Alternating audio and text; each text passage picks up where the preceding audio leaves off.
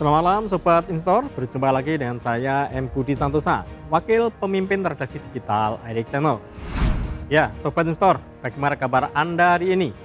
Bagaimana pula kabar koleksi portofolio Anda setelah aksi jual masih terus-menerus menekan posisi indeks harga saham gabungan atau ISG seiring dengan pilihan sikap sejumlah klub pasar yang ingin mengambil segera mengentas keuntungan yang telah terkumpul sepanjang rally terakhir indeks di zona hijau beberapa waktu lalu. Posisi ini mau tak mau memaksa indeks untuk kembali akrab dengan zona merah, sekaligus mundur teratur ke level psikologis lamanya di kisaran 6.100-an, meski dengan porsi pelemahan yang relatif masih wajar dan cukup sehat. Jadi, apakah Anda termasuk dalam deretan pelaku pasar yang tengah sibuk dalam mode profit taking tersebut?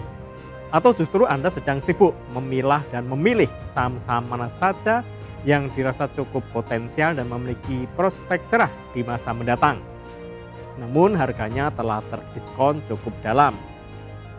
Lalu strategi seperti apa yang telah Anda siapkan dalam menghadapi kondisi market yang demikian? Deretan isu serta sentimen dan juga pertimbangan apa saja yang tengah menjadi perhatian Anda sekalian guna mendukung strategi tersebut? Ya, untuk semakin melengkapi referensi Anda dalam menata strategi tersebut, izinkan kami dari tim redaksi IDX Channel membawakan 5 berita terpopuler dan paling diminati sepanjang Selasa, 28 Juli 2026 oleh para pembaca idxchannel.com. Termasuk juga Anda para pembaca setia portal ekonomi, bisnis dan pasar modal terpercaya IDX Channel. Sobat Investor, berikut ini berita pertama. Peri Warjio mundur, PJS Gubernur BI pastikan tugas dan wewenang tetap berjalan.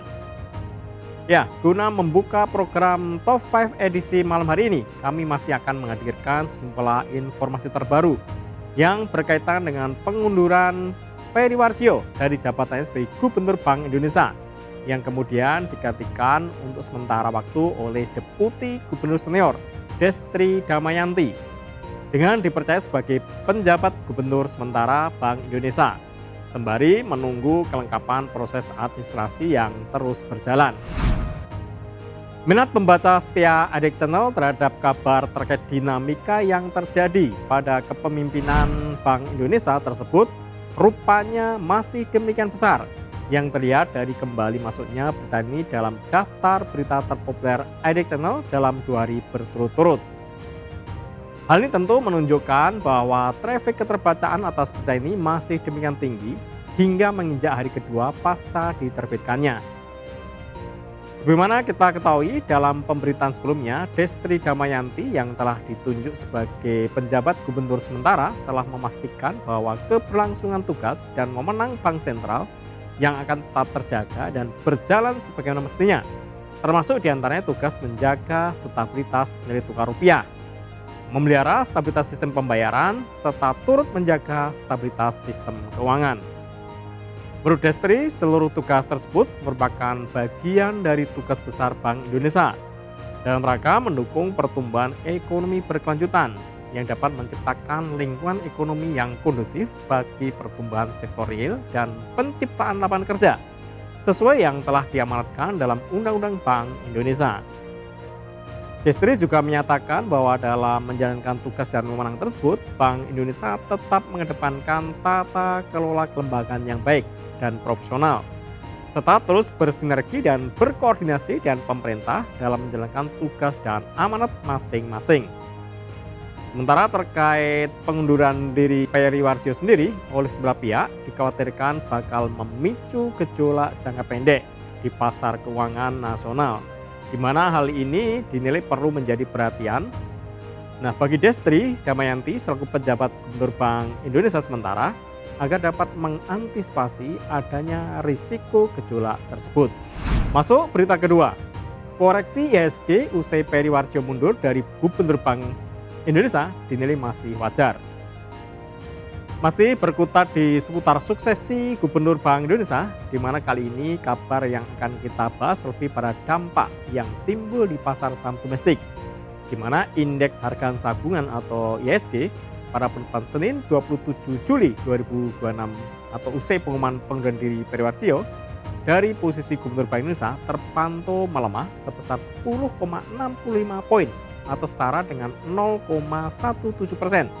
Sehingga indeks kembali parkir di level 6.185,78 pada sore hari. Menurut pengamat pasar modal Hendra Wardana, posisi IHSG yang melemah ke level 6.100-an masih tergolong wajar karena masih berada di atas level supportnya di posisi 6.060, di mana sentimen negatif yang mendera lebih dipengaruhi oleh kekhawatiran sejumlah pelaku pasar atas potensi ketidakpastian pasar, seiring bakal segera bergantinya kepemimpinan lembaga sebesar Bank Indonesia. Dengan demikian dapat disimpulkan bahwa tekanan yang terjadi di pasar tidak muncul dari kondisi fundamental perekonomian nasional, yang justru terkonfirmasi sedang dalam kondisi baik dan cukup kokoh dalam menghadapi sejumlah tekanan yang datang dari ranah global. Secara umum, Hendra menyebut bahwa pasar keuangan memang tidak menyukai adanya ketidakpastian, terlebih saat terjadi pergantian pucuk pimpinan Bank Sentral yang diketahui memiliki peran strategis dalam menentukan arah kebijakan suku bunga acuan, menjaga stabilitas nilai tukar rupiah, pengendalian inflasi, hingga memastikan stabilitas sistem keuangan. Sehingga ketika kemudian adanya gejolak pasar dalam jangka pendek, seiring bakal segera bergantinya posisi Gubernur Bank Indonesia, maka tentu hal tersebut merupakan fenomena yang natural dan memang secara sehat harus terjadi dalam pasar saham domestik. Berikutnya kita beranjak ke berita ketiga. Saham SMGR TOWR keluar dari LQ45, INDY NCKL jadi penghuni baru.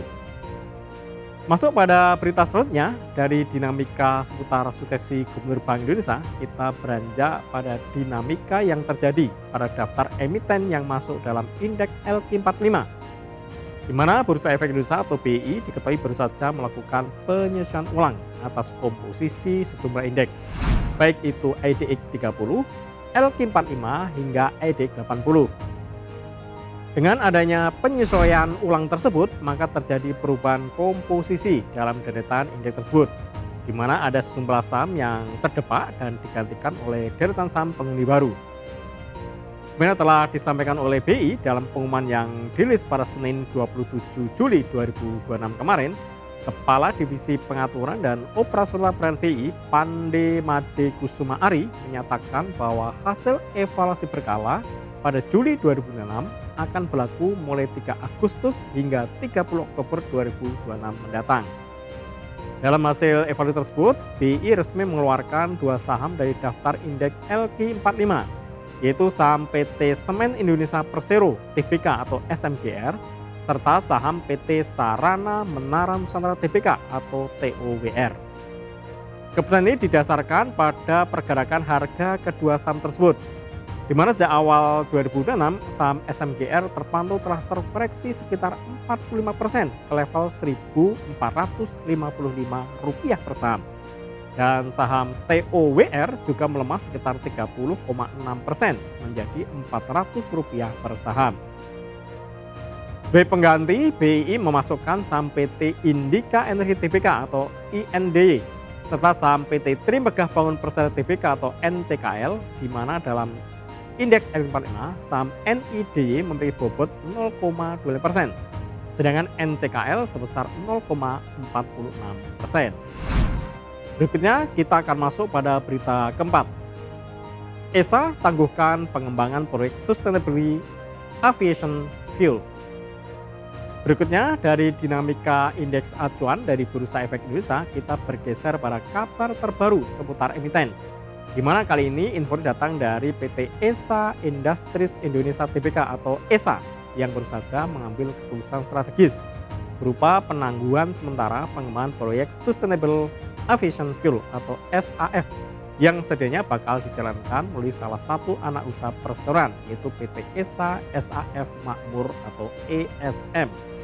Sebenarnya disampaikan oleh Senior Legal Manager and Corporate Secretary ESA, yaitu Sinta Dusiringo Ringo, bahwa keputusan penangguhan ini berlaku efektif mulai 27 Juli 2026, di mana keputusan tersebut sengaja diambil perseroan usai melakukan evaluasi menyeluruh atas berbagai faktor strategis, dan juga kondisi pasar terkini. Meski demikian, Sinta menegaskan bahwa keputusan penangguhan bukan berarti pembatalan proyek, di mana pihak SA tetap berkomitmen dalam pengembangan bisnis rendah karbon dan akan terus memantau perkembangan pasar, peluang bisnis, kemajuan teknologi, serta berbagai faktor strategis lainnya, sebelum kemudian memutuskan untuk melanjutkan proyek tersebut. Selain itu, Sinta juga memastikan bahwa keputusan penangguhan ini sama sekali tidak akan berdampak material terhadap kegiatan operasional utama maupun kinerja anak usaha lainnya dalam naungan jejaring bisnis ESA. Masuk pada berita kelima, investor asing net buy saham GoTo 13,2 miliar rupiah. Bakal rilis laporan keuangan. Terakhir, guna menutup program Top 5 edisi malam hari ini, kita juga masih akan membahas informasi terbaru dari emiten, di mana dilaporkan bahwa saham PT GoTo Gojek Tokopedia Tbk atau GoTo baru saja menjadi sasaran aksi borong saham yang dilakukan oleh investor asing, sehingga mencatatkan net buy hingga 13,2 miliar rupiah di sepanjang perdagangan pekan lalu. Aksi borong investor asing ini tak lepas dari bakal segera dirilisnya laporan keuangan triwulan 2 2026 dan juga semester 1 2026 oleh manajemen GoTo.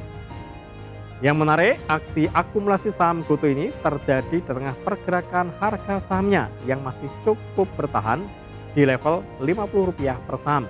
Di mana menurut data Perdagangan Bursa Efek Indonesia atau BI, posisi harga saham tersebut telah bertahan sedikitnya dalam 2 bulan terakhir, atau tepatnya dimulai sejak pengumuman implementasi kebijakan Komisi Ojek Online atau Ojol sebesar 8% pada 1 Mei 2026 lalu. Dengan adanya fenomena tersebut, kalangan analis pun menilai bahwa meski belum nampak adanya pergerakan harga yang signifikan, namun terbukti bahwa minat beli investor asing terhadap saham GoTo masih cukup terjaga dengan baik. Ya, demikian Top 5 IDX Channel edisi kali ini. Saya M. Budi Santosa pamit undur diri.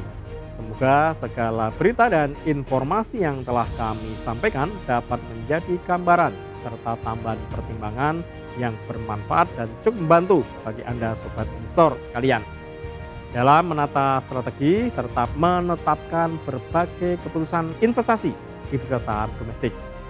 Karena ini kami juga senantiasa dan tidak henti-hentinya mengingatkan bahwa segala keputusan berinvestasi, baik itu pembelian maupun penjualan saham, sepenuhnya berada di tangan Anda, sobat investor.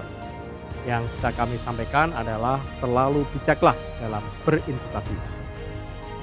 Pantau terus berita ekonomi, bisnis, dan pasar modal hanya di IDX Channel TV, idxchannel.com, dan media sosial IDX Channel. Sampai jumpa.